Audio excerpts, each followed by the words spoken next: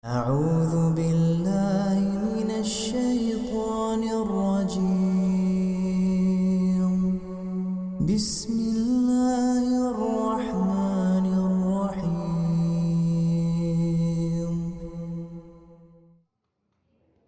Bismillahirrahmanirrahim. Assalamualaikum warahmatullahi wabarakatuh. Innal hamdalillah nahmaduhu wa nasta'inuhu wa nastaghfiruh wa na'udzu billahi min shururi anfusina wa min sayyiati a'malina.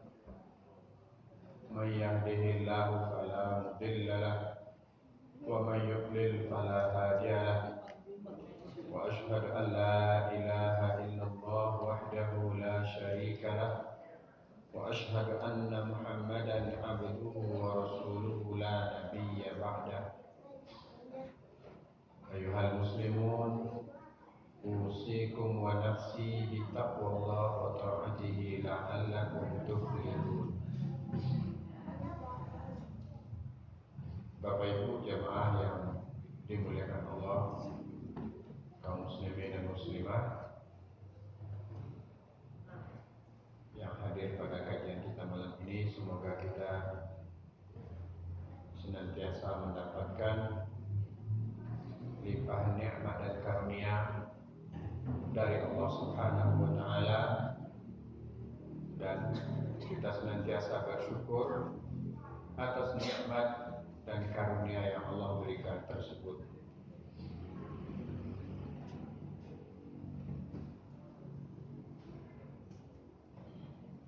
Insyaallah malam ini kajian kita berkenaan dengan kepribadian kita. Kajian kita berjudul sebuah pertanyaan: adakah pada diriku sifat-sifat iblis? Adakah pada diriku sifat-sifat iblis?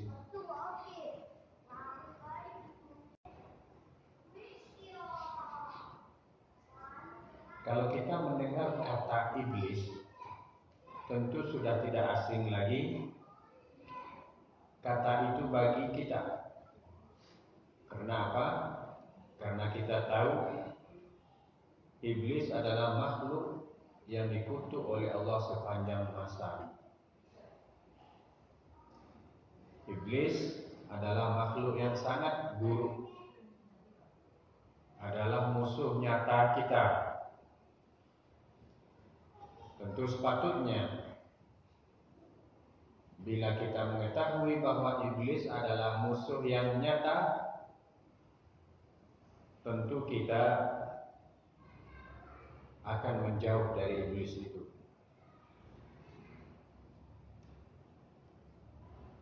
Akan tetapi jemaah yang dimuliakan Allah, tentu iblis memiliki kemampuan dan kelihayan di dalam mengganggu anak cucu Adam, mengganggu kita.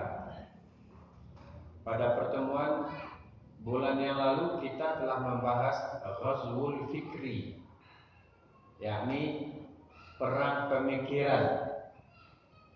Maka yang pertama kali melakukan perang pemikiran adalah iblis.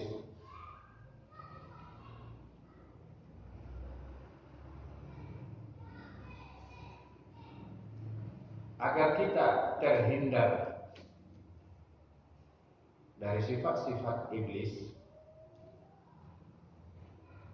mari kita kaji beberapa sifat iblis.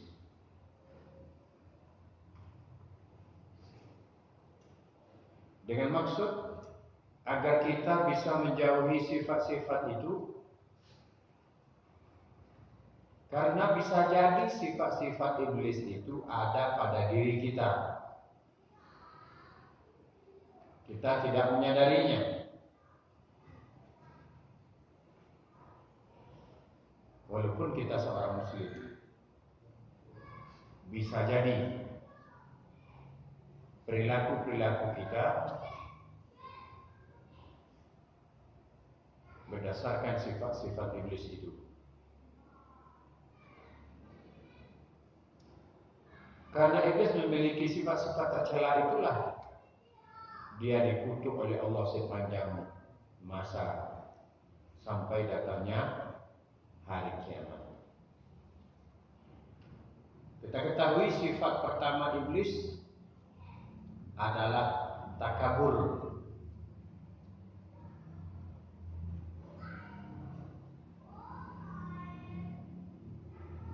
Bahasa awal takabur.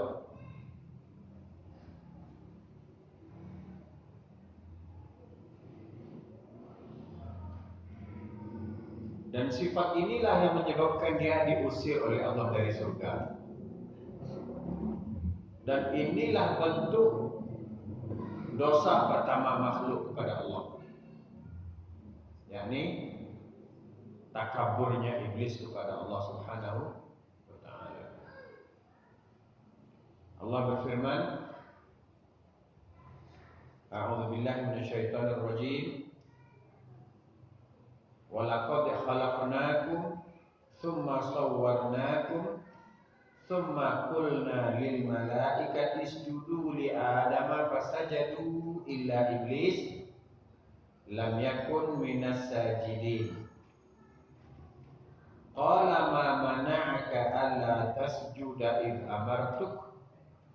Qala ana khairun minhu khalaqtani min nar wa khalaqtahu min tin. Al-A'raf ayat 11 hingga 12. Dan sesungguhnya kata Allah, kami telah menciptakanmu kemudian membentuk tubuhmu, yakni Nabi Adam. Kemudian kami berfirman kepada para malaikat, sujudlah kalian kepada Adam. Maka mereka sujud, yakni malaikat semuanya sujud kecuali iblis, ia tidak mau sujud. Ketika Allah tanya, apa yang membuat kamu tidak mau sujud? Maka iblis menjawab, aku lebih baik dari Adam, karena engkau ciptakan aku dari api, sedangkan Adam engkau ciptakan dari tanah. Takabur, ya,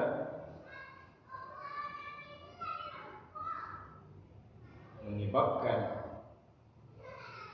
iblis dilaknat dan dikutuk oleh Allah.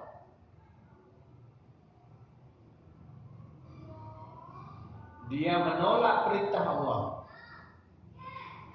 karena merasa badannya mulia, karena merasa dirinya lebih.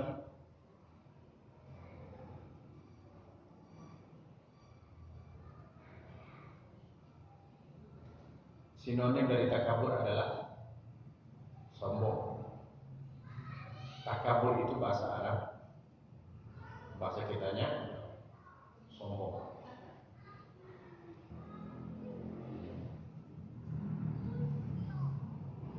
Takabur kepada Allah, sombong kepada Allah,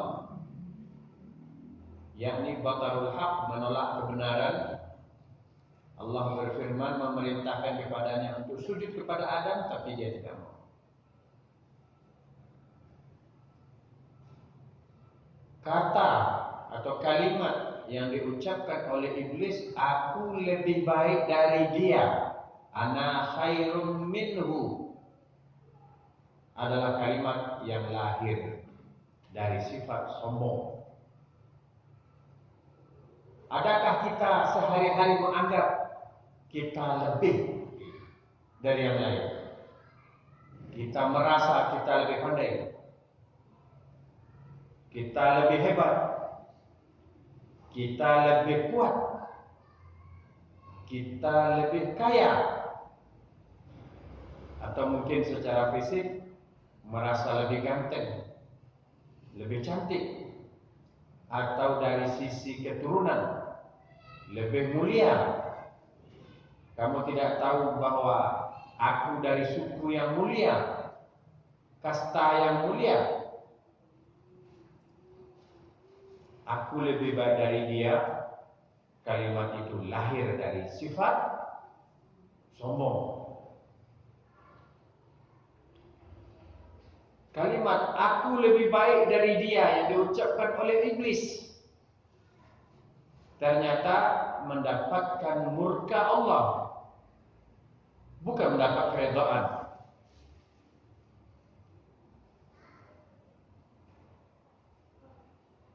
Mari kita masing-masing merasakan, pernahkah kita bersikap atau bahkan berkata atau merasa di dalam hati walaupun tidak diungkapkan, yakni kita merasa lebih dari orang lain, merasa lebih baik.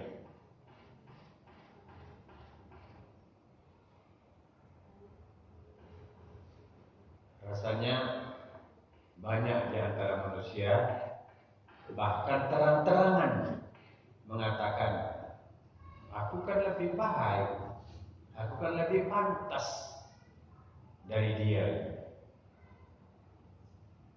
Mari kita jauhi sifat ini. Ternyata sifat atau perkataan aku lebih baik dari dia lahir dari kesombongan yang diwariskan dari iblis.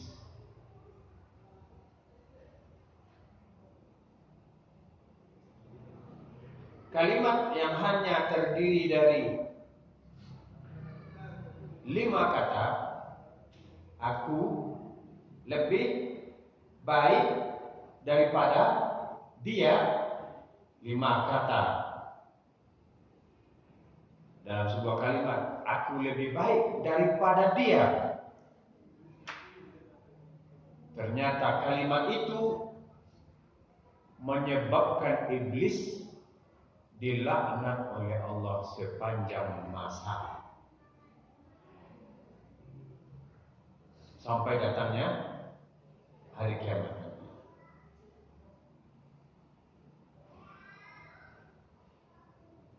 Disebabkan 5 kata yang diucapkan oleh iblis itu, aku lebih baik daripada dia, sehingga Allah putus darinya kenikmatan surga yang telah pernah dia nikmati.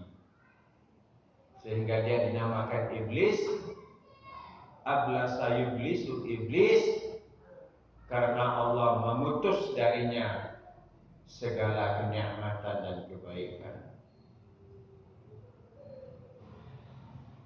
dan berganti dengan ancaman siksaan api neraka. Mari kita jauhi sifat ini. Mari kita jauhi kata-kata. Kadang-kadang kita bertengkar atau bahkan berdiskusi. Saya kan lebih baik dari kamu. Memang kamu siapa? Sampaikan saja dalil, sampaikan saja argumen dengan jelas, dengan kuat. Jangan sampai beranggapan atau mematahkan lawan dengan kata-kata, kamu siapa? Emang kamu tidak tahu siapa saya? Karena kita khawatirkan kata-kata itu lahir dari sifat sombong.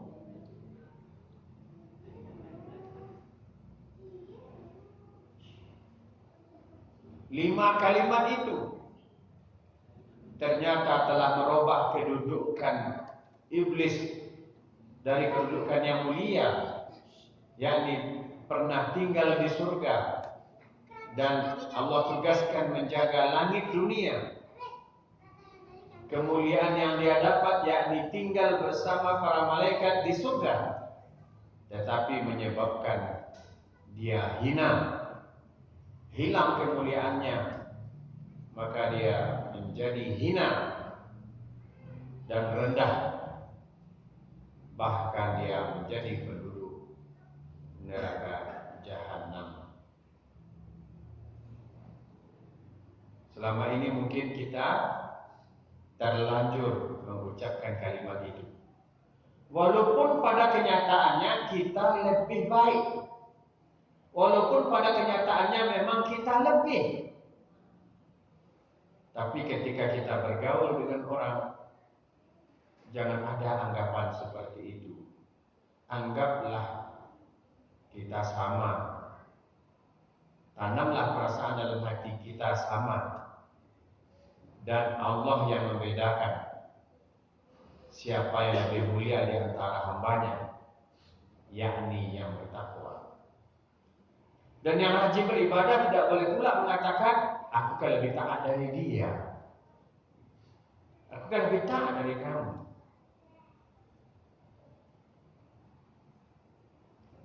Insya Allah tidak akan terkena perkataan sombong. Bila kita berdiskusi, kita mengatakan, tolonglah percaya dengan perkataan saya. Kalau dalam urusan ini saya memang lebih tahu. Itu insya Allah tidak sombong. Karena memang ada yang tahu, ada yang tidak tahu. Tapi yang dimaksud di sini adalah adanya perasaan bahwa dia lebih. Dia merasa lebih, orang lain kurang semua gitu. Orang semua menjadi kecil, menjadi tidak berharga.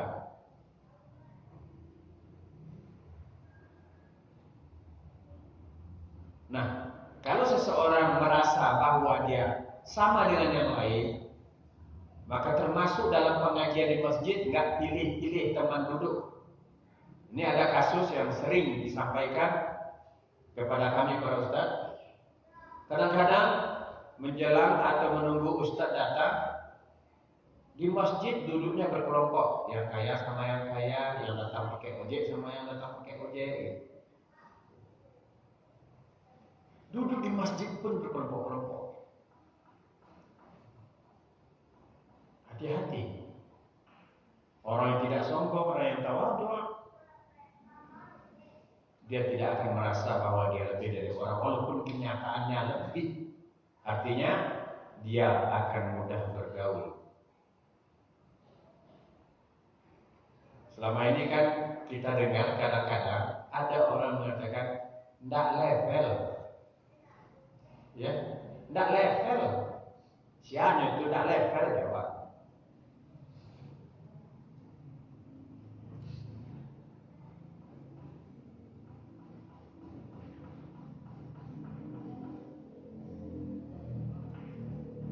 Semoga Allah mengampuni dosa-dosa kita. Jika kita pernah atau sering merasa bahwa kita ini lebih dari orang lain. Sekali lagi garis bawahi ya, walaupun kenyataannya kita memang lebih, tapi jangan sampai kita ungkapkan, jangan sampai berpengaruh kepada sikap, sehingga sikap kita kepada orang kaya bukan biasa, bukan main, tapi kepada orang miskin cuek. Kepada orang yang terhormat sikapnya luar biasa. Kepada rakyat jelata cuek. Tidak boleh.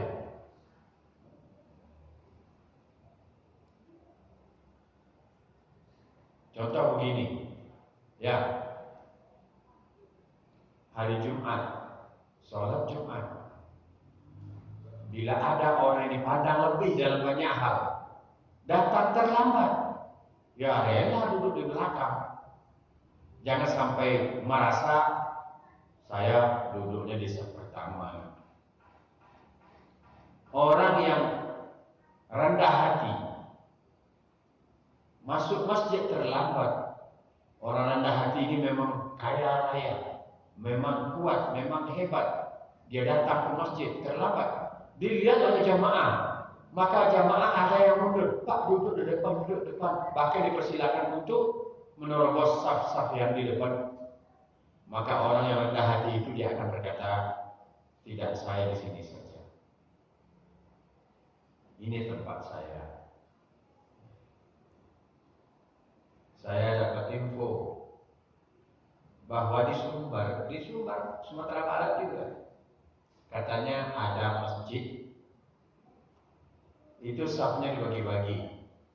Saf depan untuk nenek mama, alim ulama, saf kedua untuk tokoh masyarakat, saf ketiga kalau orang biasa kalian belakang. Itu cerita itu mau dapat sesudah gampo. Sebelum gampo, amuda itu di kampung kami Ustaz. Di masjid pun ada kasta-kasta.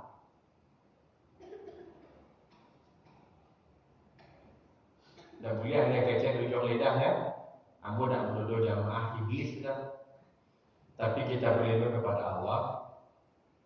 Mungkin kita tidak sadar sesungguhnya kita telah berperilaku dengan perilaku iblis. Jadi jangan pernah kita mengatakan kepada orang lain, aku lebih dari kamu, aku lebih baik, aku lebih terhormat dan lain sebagainya. Kalau dikaji lebih dalam, kalau kita bahas lebih detail, mungkin sedikit agak menyindir.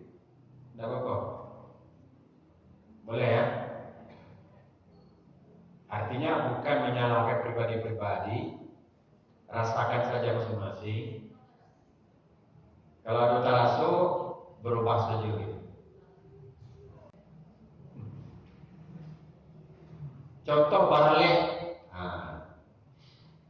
baralek, itu dak baralek dan ala prasmanan ya, baralek kampung, nambah hidang sambal sepanjang karpet orang. Baa sikap awak kepada tamu. Kok datang orang miskin, awak persilahkan dia makan keripik jo sama wadah, jo patai baraci-raci. Tapi tiba orang kaya, orang terhormat, awak hidangkan kenyo sama daging ayam kampung babalah bose.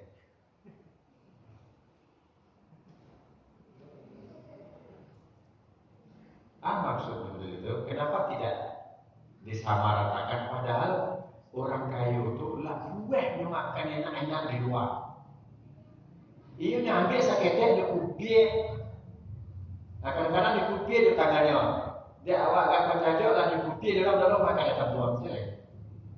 Kenapa tidak awak kasih ke tamu-tamu yang awak tahu ni orang mampu, orang miskin, anak yatim? Api dia tulang-tulangnya sapi.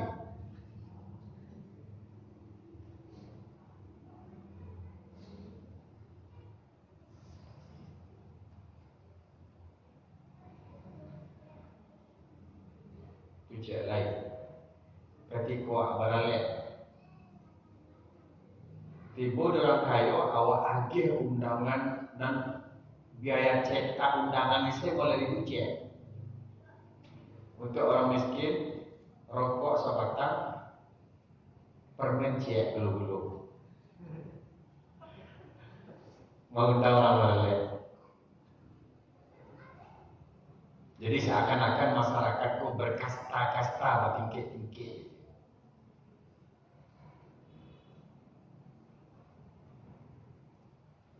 Baik itu pula. Kalau nak mengundang orang miskin, tidak tiba, berbagai alasan. Tapi kalau orang kaya atau orang berpengaruh mengundang,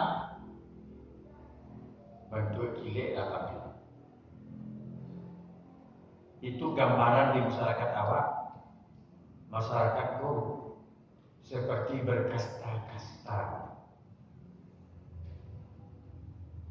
Sedangkan dalam agama awak tak boleh. Apalagi dalam pesta, sebaiknya awak undang, awak beri fakir miskin, orang-orang lemah makanan yang enak-enak. Nah, itu secara umum. Kini secara pribadi-pribadi deh. Tagak awak dikacau berdua yo kawan. Nah kan lebih ganteng dia berdoa kan, lebih gagahan kan. Apalagi kok nombor dua kok memperebutkan seorang calon. Aden lebih berhak saya dan dia gagah angin dua penyek. Walaupun berharap, tapi itu ada rasa lebih.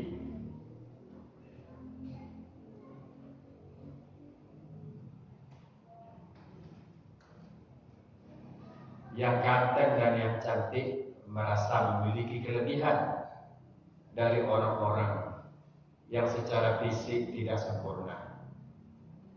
Tapi kadang awak gagah senalai cantik senalai, tapi malas ibadah. Ambo pernah dapat foto orang nanda ada tangan, kaki ada tangan tak ada, tetap sujud. Abang tu boleh saya sujud. Bisa jadi orang seperti itu justru yang mulia di sisi Allah Subhanahu wa taala.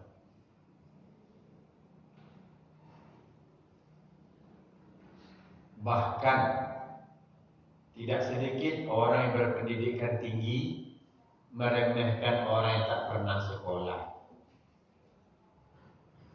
Anda mau sekolah, Anda tahu kalau dia S3.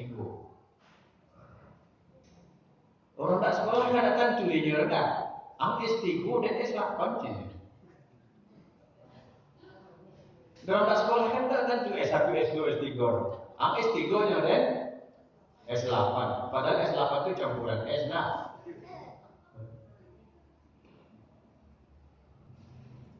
Nah, kadang-kadang anak muda, terutama laki-laki, kamu cari jodoh, kadang-kadang suku bulu merendahkan calon itu. Tidak, kamu kan S3 paling ambo calon ambo, paling kurang calon ambo. Salah kecil ambo, paling kurang ambo calon ambo. Api itu tak kecil. Artinya kalau ambo S3 paling kurang calon ambo S2. Kalau jodoh tidak mesti begitu. Dahulu ada kabar bahwa seorang perempuan profesor, justru istri suaminya sopirnya sendiri yang tidak punya titel apa-apa gitu. Walaupun kita dianjurkan dalam menikah itu sekufu, ada kesetaraan, tetapi yang dilarang di sini adalah jangan meremehkan orang.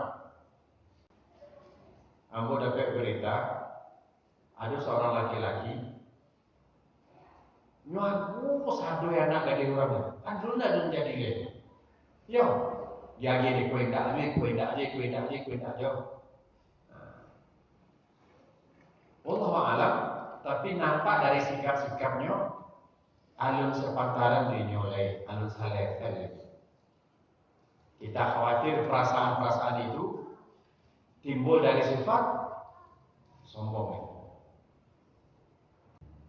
Kalau Jawa di Minang itu sukuan yang paling mulia. Sini aku Melayu. Tergantung daerahnya lah. Tapi kawannya di Minang itu ada darah biru. Darah biru itu istilahnya keturunan raja, keturunan terhormat. Kadang-kadang orang yang dari keturunan darah biru bahkan pernah berkata kepada saya keturunan darah biru.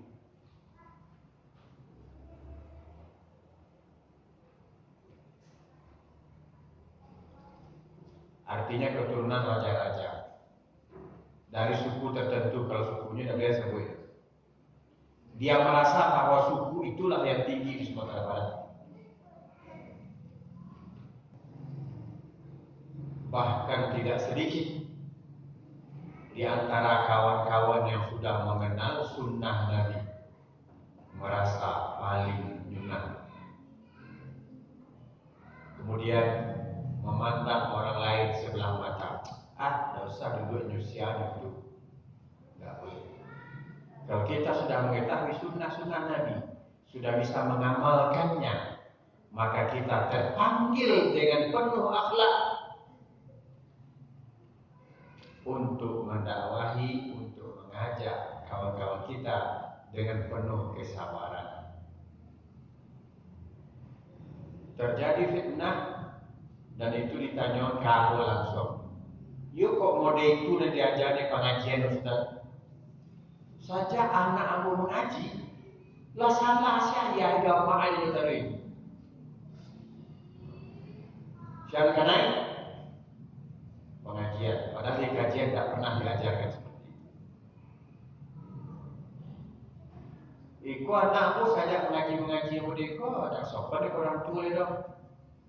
Itu keluhan orang tua. Dan anak mulai melawan. Yang batil itu harus dilawan. Ayah buat batil dilawan. Kan melawan kebatilan itu tidak berarti terang-terangan. Masa ayah awak dilawan itu juga, dilawan kata-kata. Tidak sudah, awak dah sekurang. Saja mengaji mulai itu keceknya kaya. Itu keliru. Itu yang menjelek-jelekkan. Itu yang menodai kajian-kajian yang sudah kita rintis. Yang betul bagaimana? Ketika kita merasa bahwa kita telah diberi kemudahan untuk memahami agama dengan baik, mengamalkan agama dengan baik, maka tidak membuat diri kita merasa saya sudah, wah, kamu masih kotor gitu. Jangan sampai begitu. Boleh kita kasihan, tapi dengan cara begini. Alhamdulillah, saya sudah dapat hidayah. Saya sudah meninggalkan maksiat.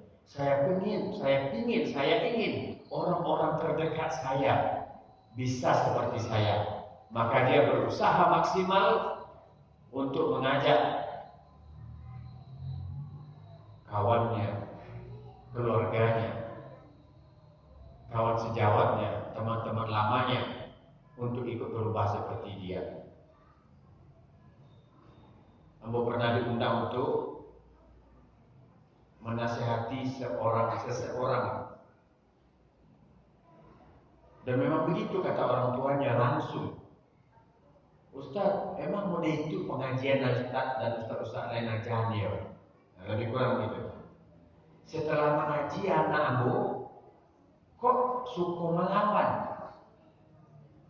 Apalagi anak aku mengatakan serba tidak boleh, ikut tidak boleh. Memang iya, ketika kita sudah mengaji, kita tahu mana yang boleh, mana yang tidak.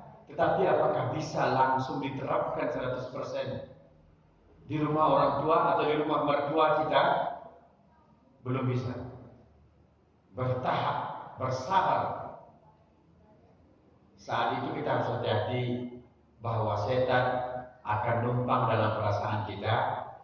Tidak usah hidangan mana kecek orang kok. Orang berbuat salah tidak perlu ada kek-kek dinyo. Akhirnya timbul perasaan bahwa kita lebih mulia. Cukup kita dipandang mulia oleh Allah Subhanahu wa Ta'ala. Kita tidak memandang diri kita itu mulia. Ujub namanya. Biarlah orang lain yang menilai, jangan nilai diri sendiri, aku mulia, jangan. Biarlah orang yang menilai, tentu Allah yang paling pantas untuk menilai. Jadi bukan hanya masyarakat umum, ikhwan dan akhwat, bapak ibu yang sudah ngaji pun tidak ada jaminan, ya, akan terbebas dari gangguan si iblis ini, yakni menganggap kita lah yang paling lurus, sehingga orang-orang yang belum ngaji itu dalam pandangan kita hina. Yang seharusnya kita pergauli dengan pergaulan yang lebih baik. Maka anak-anak muda, ketika kita telah diberi kemudahan oleh Allah mengikuti sunnah Nabi, maka ajaklah orang tua kita, tapi mengajak orang tua kita didasari oleh rasa hormat, perasaan iba, belas kasih, maka akan lahir ungkapan-ungkapan yang mudah dipahami oleh orang tua kita. Atau kalau orang tua kita menolak, orang terdekat kita menolak, akan muncul kesabaran dari dalam hati. Disabar, tidak diberi perlawanan. Ya, paham maksudnya? Karena waktu sholat sudah masuk, kita sambung selesai sholat insyaallah. Disimpulkan dulu sedikit. Ternyata kita tidak sadar bahwa kita telah terlanjur bersifat seperti sifat iblis ini, yakni merasa lebih dari orang lain.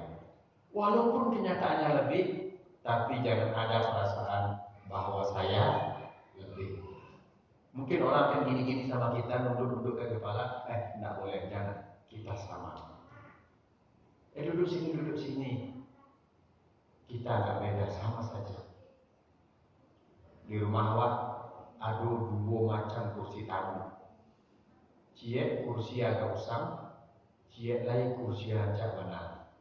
Ketika tiba orang miskin harus duduk di kursi dan usang. Ketika datang orang mulia, kau duduk di kursi dan mewah. Akhirnya siapa duduk tiba, aku duduk di kursi mewah. Bersama. Wassalamualaikum warahmatullahi wabarakatuh.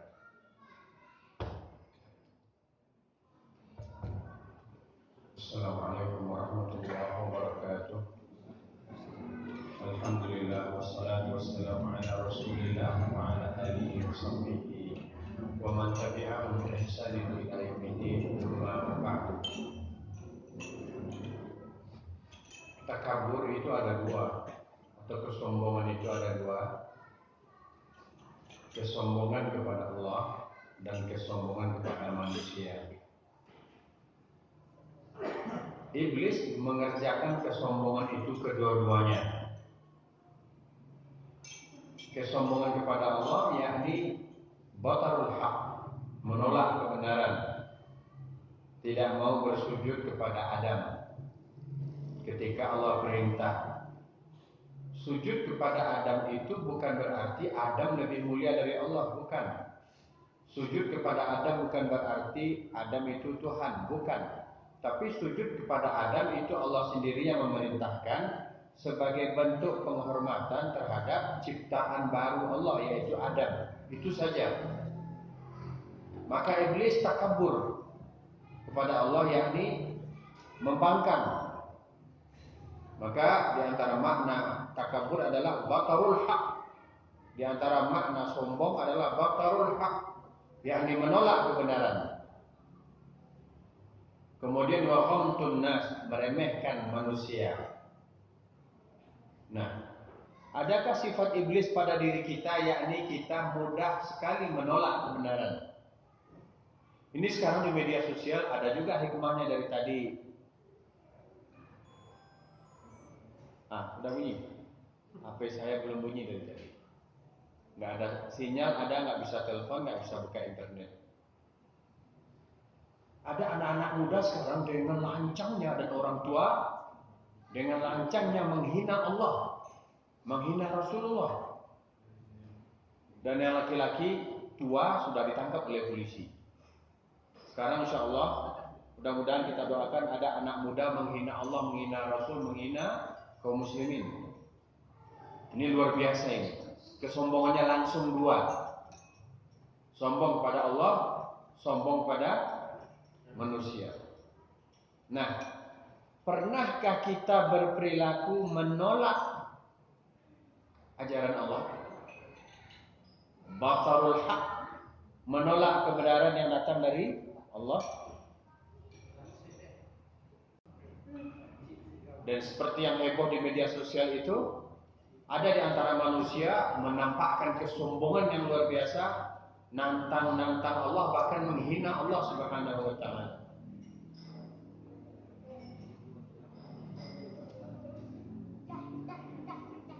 Kalau tidak salah namanya Muhammad Amin. Iya, Muhammad Amin.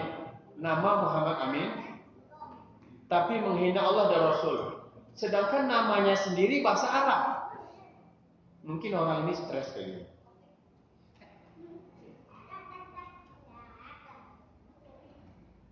Tapi dengan beraninya dia membuat status-status di media sosial. Saya yakin kalau ketangkap juga nangis, merengek-rengek, minta maaf.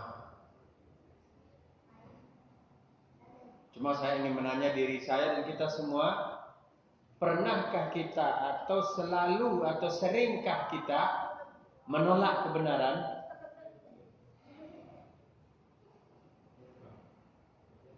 Sedangkan menolak kebenaran, itulah yang dikatakan takabur atau sombong itu. Beda halnya dengan belum mampu melakukannya. Aku tahu itulah yang benar. Aku sedang berusaha untuk mengamalkannya. Aku tahu itu benar, bahwa itu salah, maka aku berusaha untuk meninggalkannya. Itu beda dengan menolak. Lo tuh ndak do gaya itu do. Itu menolak. Itu yang sombong.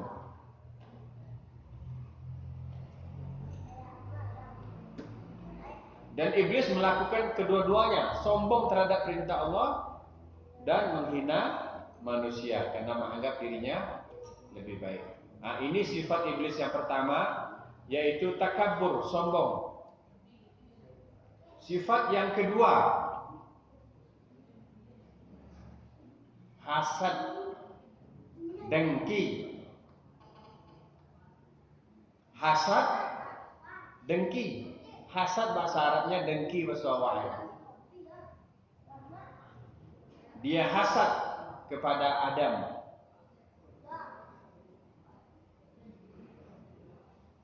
Oleh sebab itu dia merasa dirinya lebih daripada Adam. Siapa tu Adam?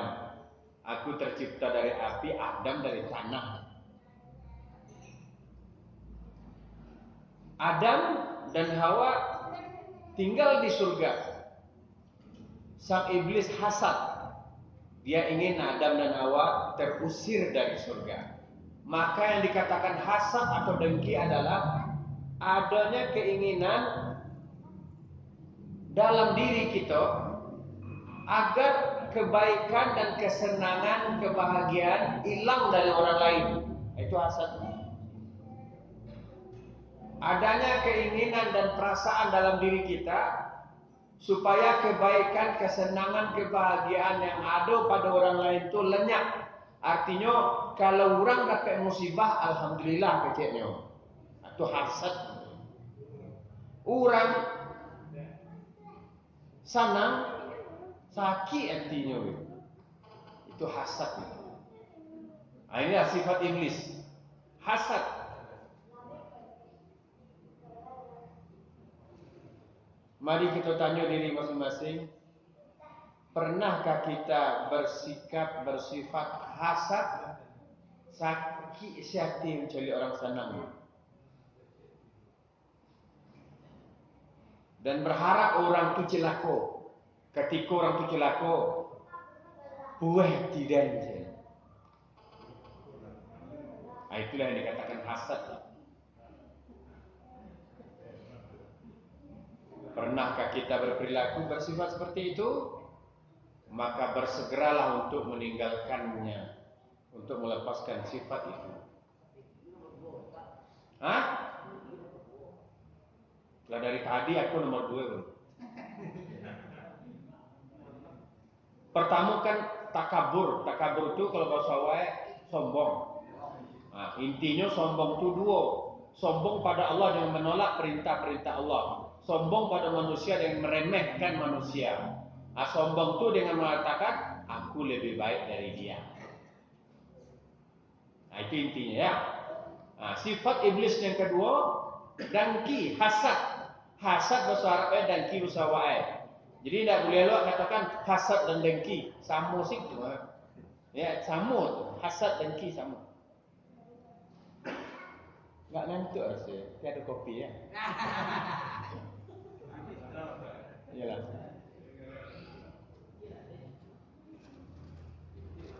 Iya.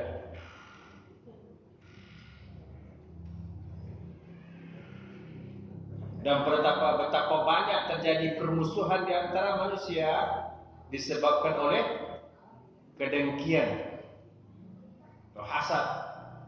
Bahkan antara adik kakak, ya, saling hasad, saling dengki.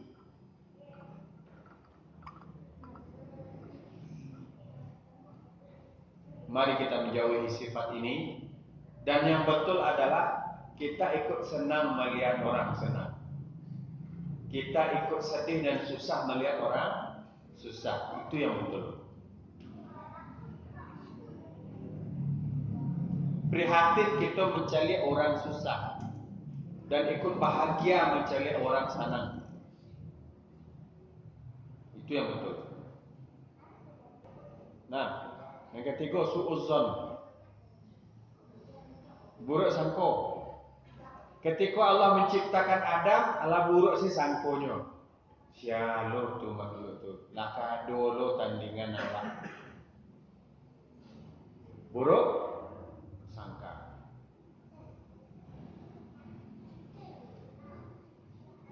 Anak tadi panjang apa mau capek selain. Nah, selanjutnya, yang ketiga buruk sangka.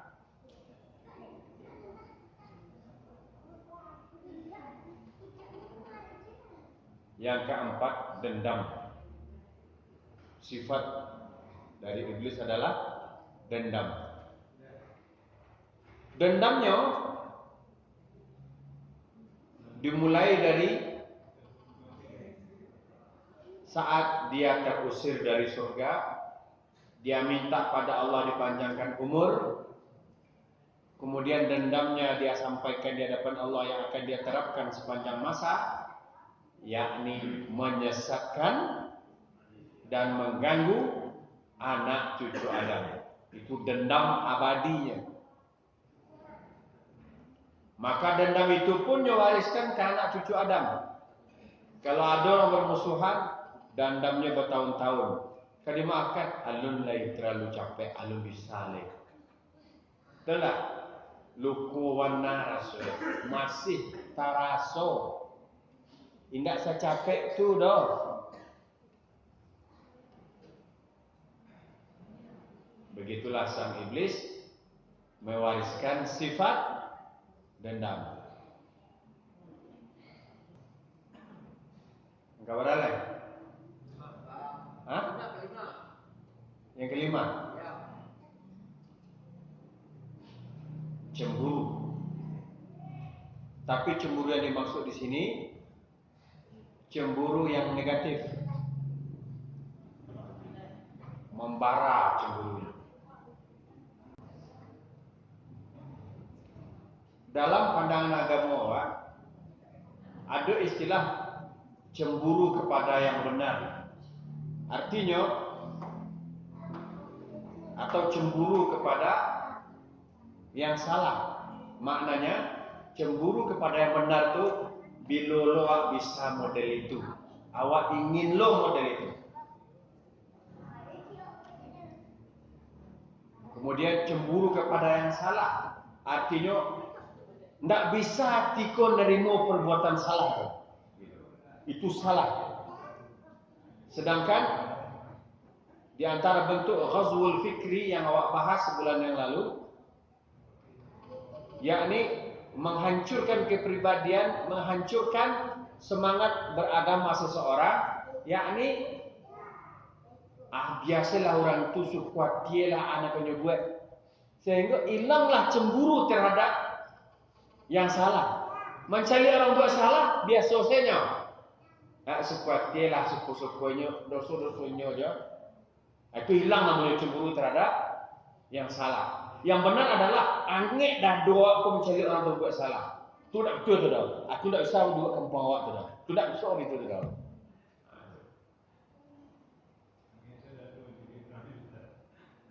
Hendak angin dah doa mencari orang buat salah gitu. Kalau cemburu dia lain lah. Gagah lagi sama dah. Capek pulangnya. Jalan lama, terlambat pulang Ustaz, di mau singgah tadi. Itu berlebihan. Itu diperiksa apa suami. Ikut nomor HP siapa tadi? Itu cemburu boleh, tapi tidak boleh berlebihan. Kalau alhamdulillah kami di rumah tak pakai password, dia cari lah. Ternyata ada aplikasi bisa membajak WA kakak awak, adik awak, istri awak. Ada punya aplikasi. Dia bisa dikontrol. Kalau sampai ke sini mana itu berlebih. Kecuali sedang menginvestigasi suatu masalah, suatu perkara itu lain cerita. Nah, yang dimaksud di sini cemburu iblis, itulah tuh.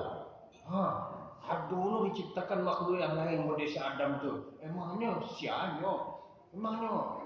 Itu cemburu yang salah. Tapi cemburu yang benar adalah mencari orang melakukan kebaikan. Ingin lo awak model itu. Mencari dosa, mencari kemaksiatan. Gelisah awak, tak suka awak ada gitu. Panih dah awak ini. ingin awak memberantasnya, ingin awak merubahnya. Itu namanya cemburu melihat kemungkaran. Bek kolal data saya, nah itu dipertanyakan. Ya, itu yang kelima ya. Yang kelima tuh. Nah, sampai tadi dendam yang kelima, cemburu. Nah, terakhir yang bisa membahas amarah, emosi berlebihan, pemberang. Makanya orang kalau berang bangkit setan dan tidak Allah. Setan itu kan raja iblis. Iblis itu kan rajanya setan. Amarah. Seketek-seketek berang saya. Mencili orang apa yang saya lihat. Nak tawang siadan. Nah. Pemberang parabu. Ada tidak awak boleh sifat awak? Ada tidak boleh itu sifat awak? Seketek-seketek naik setensi itu sekali. Naik sepaning. Naik glow.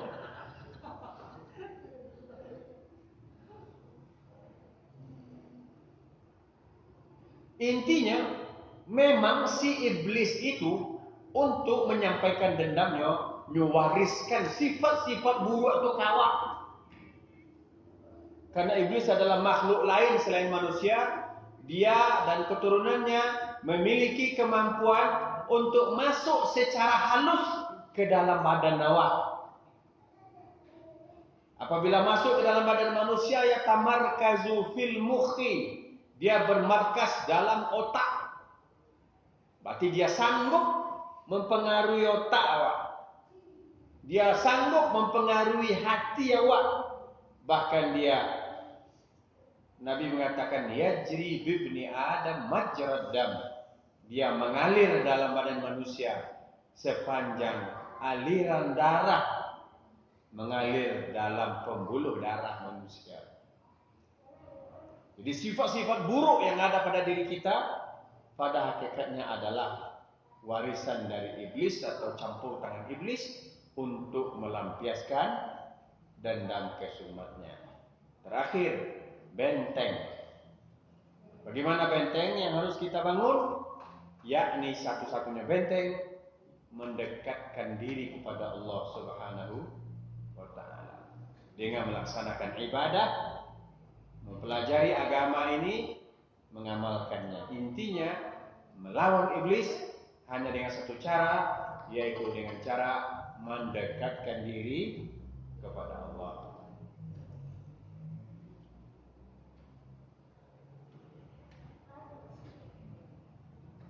Di depan Allah dia sampaikan, aku akan sesatkan anak cucu Adam. Kata Allah, silahkan. Illa ibadiya minhumul mukhlasin. Silahkan kamu sesatkan.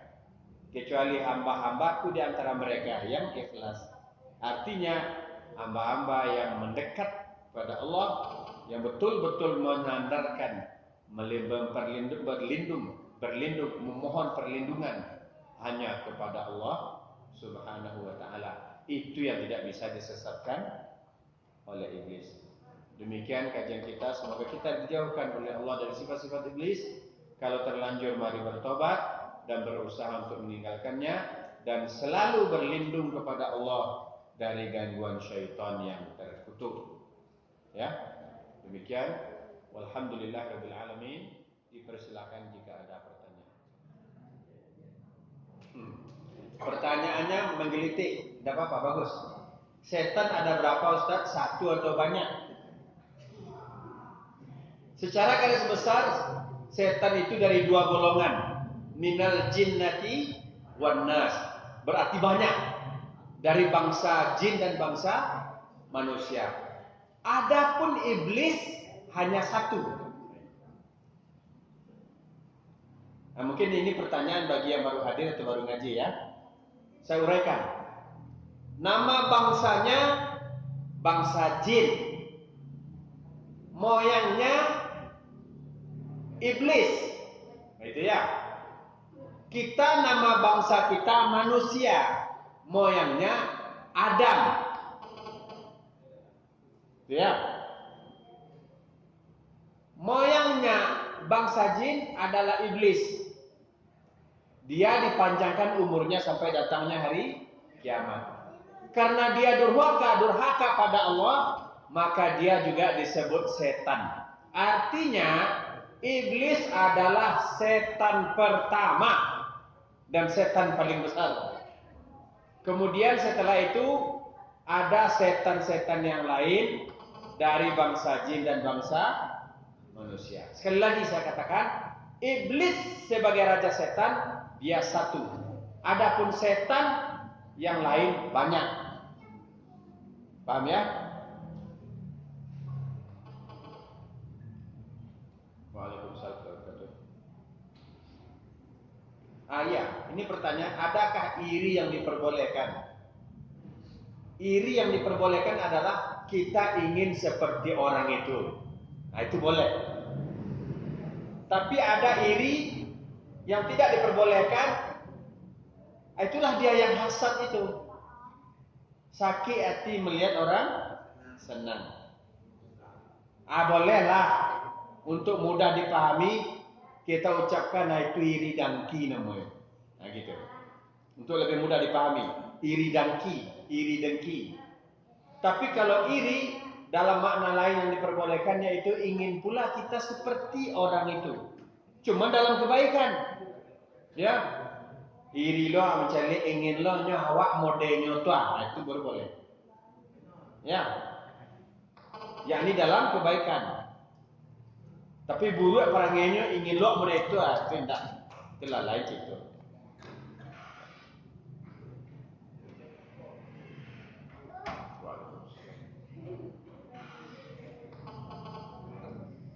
Siapa saja yang disukai iblis dan bagaimana ciri-cirinya?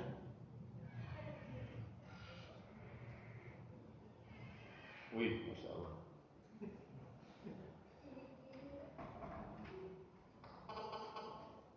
Yang disukai oleh iblis, kalau dalam hadis Nabi, perkataan Sufyan Ats-Tsauri, seorang ulama besar, al-bid'atu ahabbu ila iblis minal maksiyah. Perbuatan bid'ah lebih disukai oleh iblis daripada maksiat. Pelaku bid'ah lebih disukai oleh iblis daripada pelaku maksiat. Apa bedanya? Pelaku bid'ah adalah orang yang membuat-buat sendiri tata cara beragama. Nah, ini lebih disukai oleh iblis. Sedangkan pelaku maksiat, dia tahu yang dia lakukan itu maksiat. Sedangkan pelaku bid'ah, dia buat-buat cara beribadah dan dia yakini itulah yang betul. Sedangkan pelaku maksiat, dia tahu kerajonnya itu salah.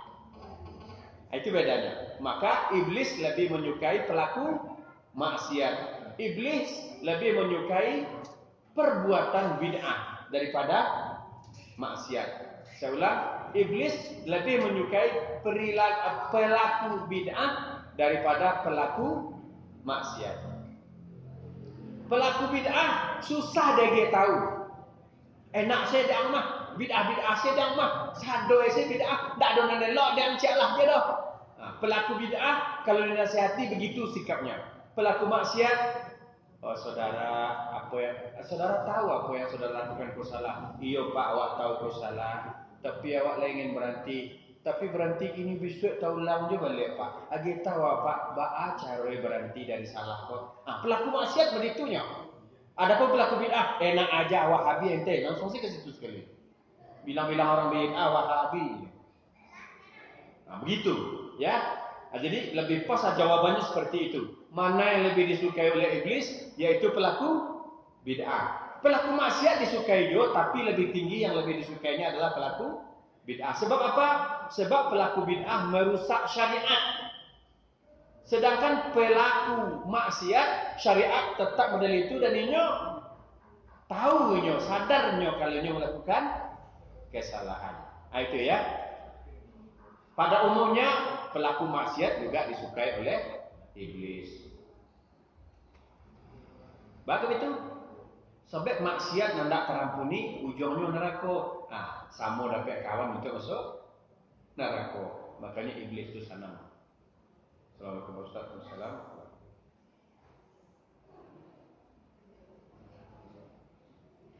Apakah saya berdosa ketika di depan saya ada orang yang melakukan kesyirikan atau maksiat, tapi saya tidak menegurnya dikarenakan saya takut nanti dia yang baru hijrah merasa tersinggung. Kan sudah kita pelajari bahwa 3 cara mencegah kemungkaran.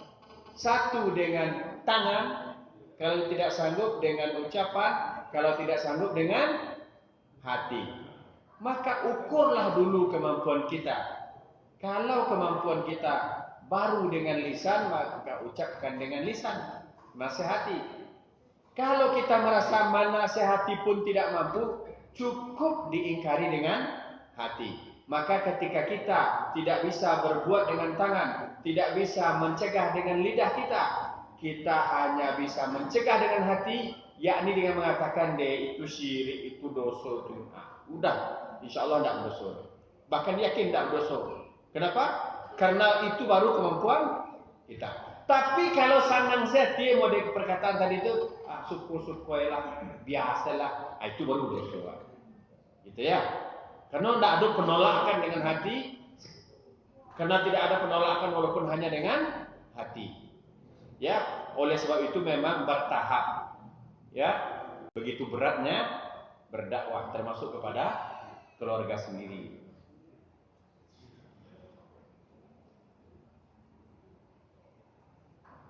Apakah betul ada orang yang bisa melihat jin atau indera keenam?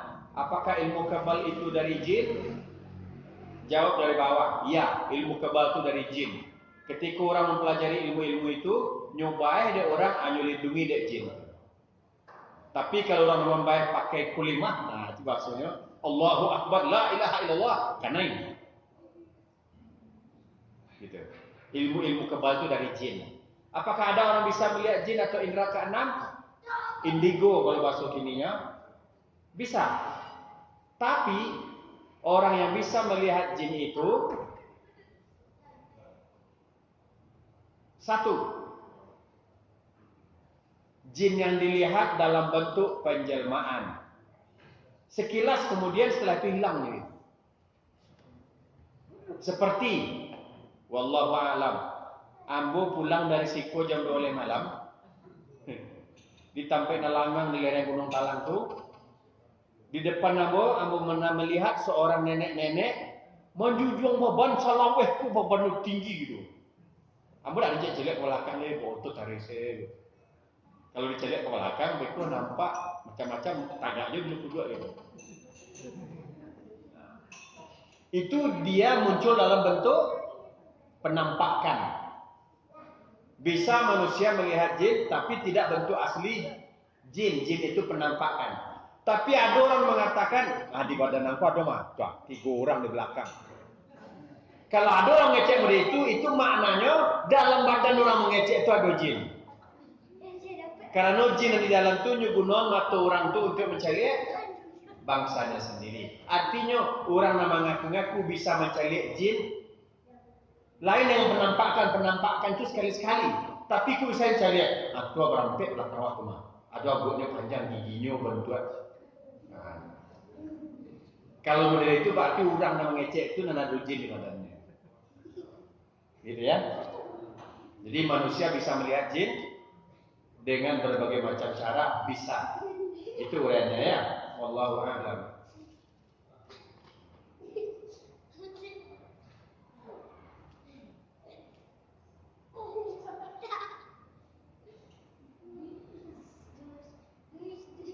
Ustaz, kenapa banyak orang benci kepada dakwah sunnah dan dituduh dakwah itu dakwah Wahabi? Ambo ketika ambo kenal dengan seseorang, Ustaz, kenalan, salaman. Ustaz dulu kuliah di mana? Ustaz kuliah di IAIN ya? Enggak. Kuliah di mana?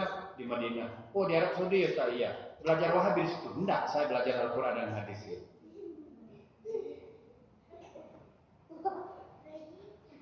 Tanya kayaknya ke orang itu Wahabi itu apa gitu? Kamu tidak pernah belajar Wahabi? Belajar agama Islam ke pusatnya, ke kitab-kitab aslinya berbahasa Arab, ke ulama-ulama Masjidil Haram dan Masjid Nabawi, terus dikatakan Wahabi. Balik saya tanya lihat, aku Wahabi itu tolong kita omongin. Nah, kalau ingin tahu jawabannya, kenapa orang yang beraja sunnah mengaji model awak aku dituduh Wahabi? Siapa orang mempopulerkannya? Dan mempopulerkannya adalah orang kafir. Nah, yang mempopulerkannya adalah orang Syiah.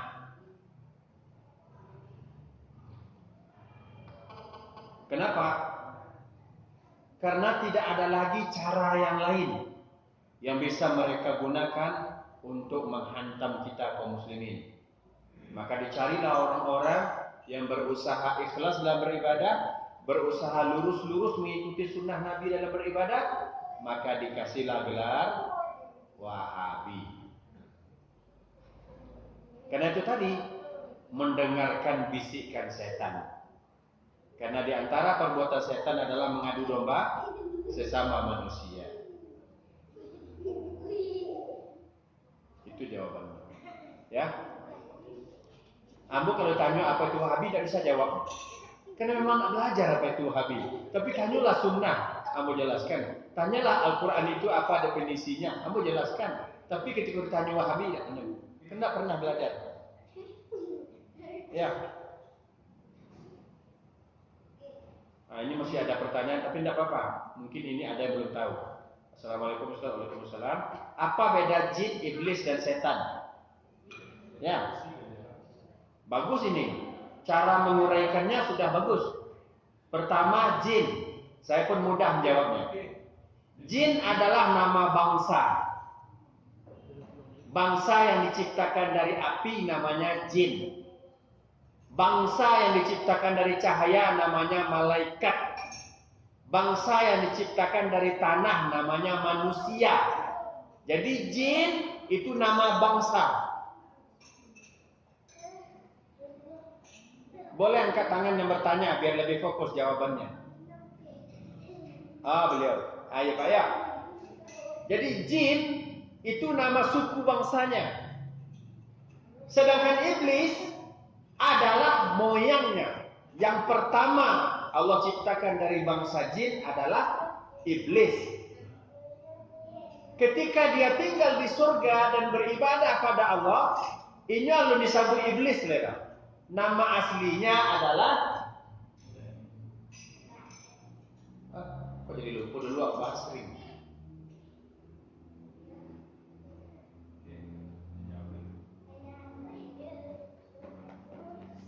Tunggu.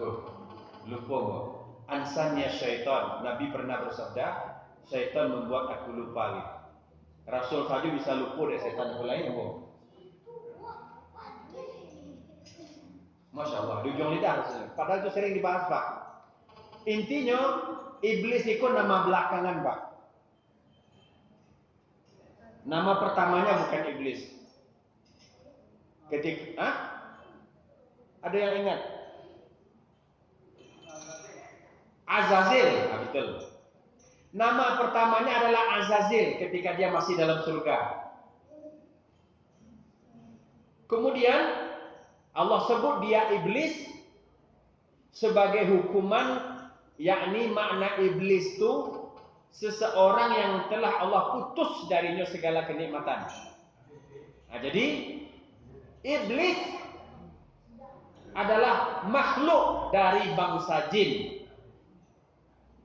Kemudian karena ia membangkang kepada Allah, maka parangai membangkang itu disebut setan.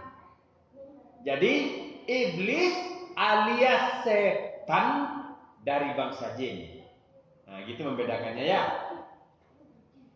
Jadi iblis adalah moyang dari bangsa jin. Iblis dulu tinggal di surga namanya Azazil. Namun setelah diusir dari surga, dia disebut iblis sekaligus dapat gala setan. Iblis dan sabana iblis itu cieknya surang. Adapun sesudahnya banyak mendapat gala setan karena meniru-niru Parangenyo. Sama je orang bagala pakih tu sultan, maaf ya. Kan tak seorang orang bagala pakih tu sultan loh. Tapi ada orang yang pertama dapat gala pakih tu. Pakih bahasa awal, fakih bahasa Arabnya. Dari ahli, orang yang ahli dalam fikih. Fakih, dia awak pakih. Ahmad Ahmed. Ini tak? Nah gitu ya Pak. Mudah-mudahan bisa dipahami. Pertanyaannya, Masya Allah luar biasa untuk pengetahuan awak. Terakhir. Assalamualaikum warahmatullahi wabarakatuh. Waalaikumsalam warahmatullahi wabarakatuh.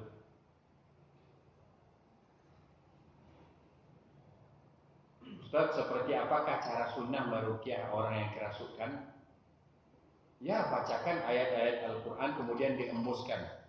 Dibaca Al-Fatihah selesai waladdallin. Dihembuskan. Kenapa dihembuskan? Karena jin itu hawa panas.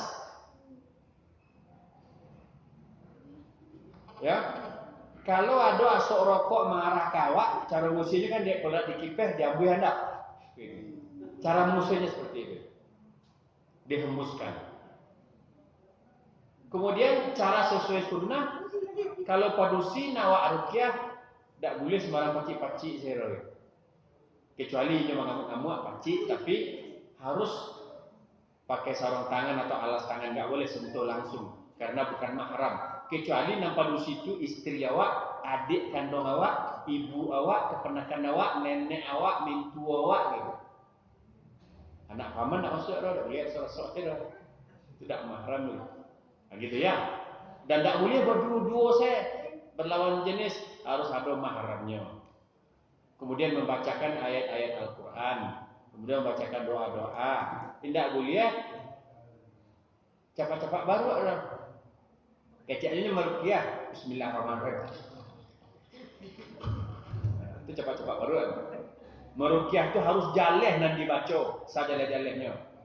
Bismillahirrahmanirrahim min kulli syai'in yu'dzik wa min syarri kulli nafsin aw 'ainin hasidin Allahu yashfik. Bismillahirrahmanirrahim. Dibaca doa atau zikir yang diajarkan Nabi itu sajalah-jalehnya. Begitulah meruqyah sesuai sunnah Nabi sallallahu alaihi wasallam. Demikian kajian kita malam ini. Semoga bermanfaat untuk kita semua dan semoga Allah beri kita kemudahan untuk memahami dan menerimanya, dan semoga Allah jauhkan kita dari sifat atau perilaku syaitan atau iblis yang selalu mengganggu dan menggerogoti kita, dan tujuan akhir dari iblis itu adalah kita mati dalam kekafiran. Maka istiqamah dalam kebenaran, dekatkan diri kepada Allah sedekat-dekatnya. Semoga Allah menjaga kita. Subhanakallahumma wa bihamdika asyhadu an la ilaha illa anta astaghfiruka wa atubu ilaik. Wassalamualaikum warahmatullahi wabarakatuh.